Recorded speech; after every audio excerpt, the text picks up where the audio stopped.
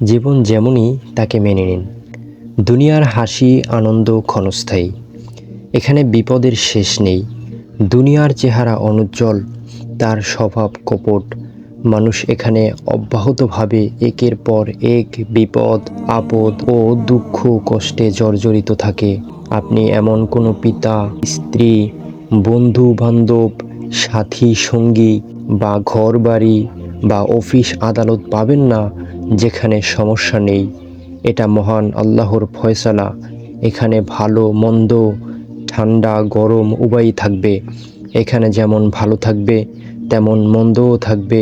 সুখের সাথে দুঃখও আসবে। পরিপূর্ণ সুখ ও আনন্দ কেবল একমাত্র জান্নাতেই পাওয়া যাবে। জাহান্নামে থাকবে কেবল মন্দ আর মন্দ, শাস্তি আর শাস্তি। রাসূল করিম সাল্লাল্লাহু আলাইহি ওয়াসাল্লাম বলেছেন, দুনিয়া ও দুনিয়াতে যা কিছু আছে তার সবই অভিশপ্ত, একমাত্র আল্লাহর জিকির সংশ্লিষ্ট বিষয়াদি এবং আলেম ও তলেবে ইলম ছাড়া। আর বাস্তবতায় বসবাস করুন, কল্পনা ও স্বপ্ন জগতে বিরাজ করবেন না।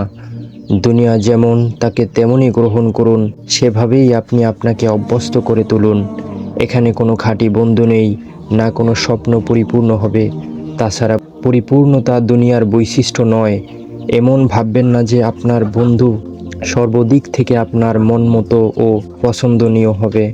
রাসূল করিম সাল্লাল্লাহু আলাইহি ওয়াসাল্লাম বলেছেন, কোনো মুমিন পুরুষ যেন কোনো মুমিনা নারীকে খারাপ না ভাবে। যদি তার কোনো অভ্যাস ভালো না লাগে তাহলে অন্য কোনোটি ভালো লাগবে।